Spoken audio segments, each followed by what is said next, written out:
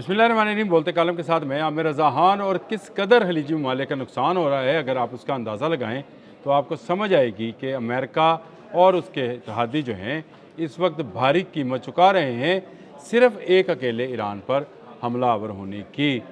मैं सिर्फ वो अदाद-ओ-शुमार आपको देना चाह रहा हूँ जो इस वक्त मीडिया पर आ रहे हैं। जैसे कि कतर ने कहा है कि उसके जो लफान कम्प्लेक्स है, जो कि गैस की सबसे बड़ी डिस्ट्रीब्यूटरी थी उसकी, उस पर जो हमला हुआ एलएनजी की डिस्ट्रीब्यूटरी पर, गैस कम्प्लेक्स पर, उसमें उसके सालाना 20 अरब डॉलर का नुकसान होगा। और इसकी सिर्फ मुरम्मत जो है इसको 3 से 5 साल लगेंगे। ये गैस फील्ड जो है, जब इसराइल ने हमला किया था ईरान पर और ईरान की पारस गैस फील्ड पर हमला हुआ, उसके बाद ईरान ने ताक कर ऐसे निशाने बांधे कि इनकी गैस फील्ड जो हैं वो तबाह हुई। मैंने कल 200 अरब डॉलर, परसों 200 अरब डॉलर वाली खबर दी थी कि पेंटागन ने मांग लिए। अब कतर कह रहा है कि हम मारे गए, हमें 20 अरब डॉलर सालाना का नुकसान होगा और 3 से 5 साल इसकी मुरम्मत को लगेंगे। इसके अलावा आरटी की एक स्टोरी है जी, रशियन टीवी की, जो कहता है कि US dragged by Israel into unlawful war with Iran gulf state. देखिए, ओमान वो मुल्क था जो इस सारे मामले में सालसी का किरदार अदा कर रहा था। जो उसके वज़ीर ख़ारजा हैं, बुसैरी नाम उनका पूरा जो है, फॉरेन मिनिस्टर उनका नाम है जी बदर अल बुसैरी है, जो कि इस सारी नेगोशिएशन के जो ईरान और अमेरिका के मबैन हो रही थी, इसमें वो जो है सालस का किरदार अदा कर रहे थे। और दोनों जानब की बिला वास्ता जो मुज़ाकरात थे उनमें पैगाम रसानी कर रहे थे। लेकिन अब वो भी बोल पड़े कि इतने बड़े नुकसान के बाद जो हमें हुआ, यानी अमान को, बहरीन को, कतर को, कुवैत को, इराक़ को, सऊदी अरब को, मुत्तहिदा अरब अमारात को, ये सारे का सारा इसलिए हुआ कि इस अनलॉफुल वॉर में अमेरिका को नेतन्याहू ने, यानी इसराइल ने घसीटा है। नहीं तो अमन के किसी मुज़ाकरात में, इन मुज़ाकरात में किसी न किसी नतीजे पर पहुंच जाना था। अब देखें, अमेरिका जो है मुत्तहिदा अरब अमारात को 7 अरब डॉलर का असला फ़रोख्त करना चाहता है ताकि वो अपनी हिफाजत कर सके। वो असला जो अमेरिका की हिफाजत नहीं कर सका, अमरीकी अड्डों की हिफाजत नहीं कर सका, मुत्तहिदा अरब अमारात अगर 7 अरब डॉलर में ये असला ख़रीदेगी तो आप ज़रा सोच सकते हैं कि क्या इनकी हिफाजत कर पाएगा।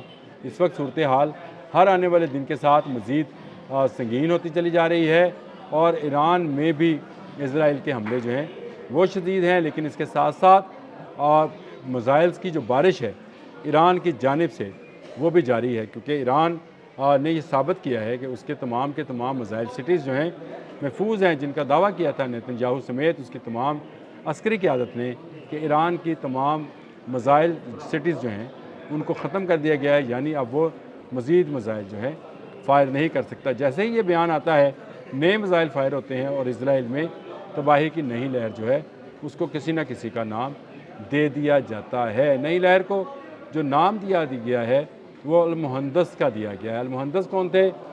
ये कासिम सुलेमानी के बड़े करीबी समझे जाने वाले शख्स थे, जो इराक़ में बैठकर ईरानी मफादात की खातर जो थे वो लड़ रहे थे। और इनके बारे में अबू मुहंदस, उनका अबू मेहदी मुहंदस, असल नाम जमाल जाफ़र मोहम्मद अली इब्राहीम, और अहम इराक़ी फ़ौजी कमांडर थे।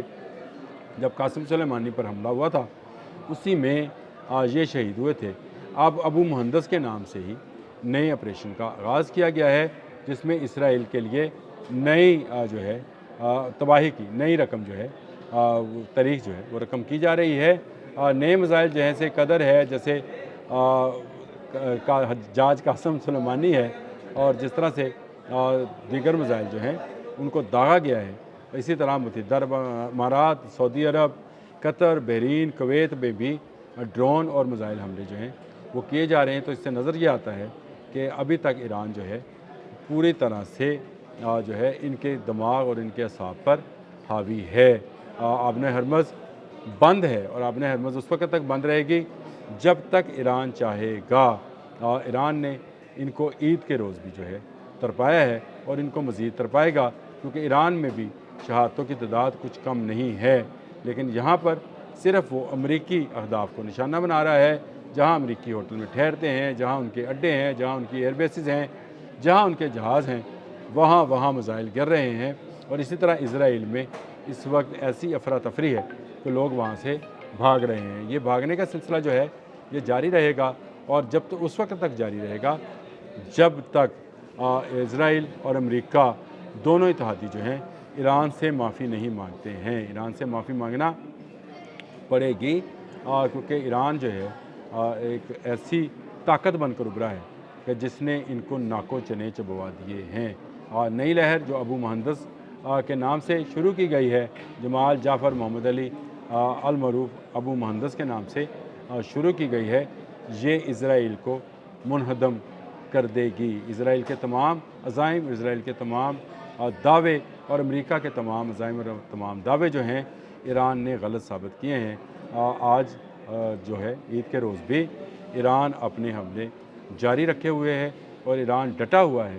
ایران کو پچھلے 21 روز میں جو ہے جتنا نقصان پہنچنا تھا پہنچ گیا، لیکن اس کے بعد نہ صرف اس نے F-35 گرا لیا بلکہ امریکہ کے 60 کے قریب جہاز، کل میں اس کو بتایا تھا کہ 30 سے زائد ہیں، لیکن اب اعداد و شمار اس طرح کے آ رہے ہیں کہ 60 کے قریب جہاز جو ہیں وہ اب تک امریکہ کے تباہ ہو چکے ہیں۔ اور میرا یہ دعویٰ بھی ہے کہ جرالڈار فورٹ پر جو آگ لگی تھی اس میں بھی ان کے جہاز جو ہیں وہ ڈیمیج ہوئے، کیونکہ ان کو نکالا نہیں جا سکا تھا، کیونکہ کلسٹر بامز جو ہیں آگ بن کر اس جرالڈار فورٹ پر برسے تھے، جنہوں نے 30 گھنٹے تک اس آگ کو بجھنے نہیں دیا، اور اس کے بعد اس کو واپس یونان کی طرف لے جایا گیا، جہاں اب یہ گراؤنڈ کر دیا گیا ہے۔ گراؤنڈ کرنے سے مراد یہ ہے کہ اب اس کو کسی بندرگاہ پر روک لیا گیا ہے تاکہ اس کی مرمت کی جائے، جس میں کم از کم 1 سال سے 1.5 سال لگ سکتا ہے۔ ایران کی حکمت عملی جنگ کی ایسی زبردست ہے کہ ہر آنے والے دن کے ساتھ وہ نیا میزائل انٹروڈیوس کراتا ہے۔ اب ابو مہندس کے نام سے اس نے آپریشن شروع کیا ہے، اور یہ ایک ایسی لہر ہے میزائلز کی جو اسرائیل کے لیے اور زیادہ خطرناک ہوئی۔ اسرائیل میں خبر یہ ہے کہ 7 کے قریب اس کے فوج کے جرنیل جو ہیں اس حملے میں مارے جا چکے ہیں۔ یعنی ابو مہندس آپریشن جو ہے وہ جاری ہے، ایک طرف سے حزب اللہ، دوسری طرف سے ایران، یہ سب مل کر اسرائیل کو گھیرے ہوئے ہیں۔ ضرورت صرف اس امر کی ہے کہ جو GCC ہے یعنی گلف کے ممالک جو ہیں وہ اگر ذرا سی ہمت دکھائیں، امریکہ کو ٹاٹا گڈ بائے کہہ دیں، تو اس کے بعد جو ہے اس خطے میں نہ صرف ہمیشہ کے لیے امن ہوگا بلکہ اسرائیل کو لگام پڑے گی، اور مسلمانوں کی دولت جو ہے، جو تیل اور گیس کی صورت میں ہے، جو منرلز اور سونے کی صورت میں ہے، وہ مسلمانوں کے پاس ہی رہے گی۔ لیکن ہمت کسے دکھانی ہے؟ ایران اپنی جرت، اپنی طاقت دکھا رہا ہے۔ اگر کچھ نہیں دکھا رہے تو عرب ممالک کبھی ہمت نہیں دکھا رہے۔ نہ خریدیں امریکہ سے اسلحہ، یہ اپنے اڈے نہیں بچا سکا، آپ کو کیسے بچائے گا؟ سوچنے کی بات ہے۔ عرب آج بھی سوچ لیں تو وہ اسرائیل اور امریکہ کا مقابلہ کر سکتے ہیں۔ اگر تنہا ایران مقابلہ کر سکتا ہے تو عرب ممالک اس کے ساتھ شامل ہو جائیں تو کوئی بھی سپر پاور ان کے سامنے ٹھہر نہیں سکتی ہے۔ اب تک کے لیے اتنا ہی۔ اللہ حافظ۔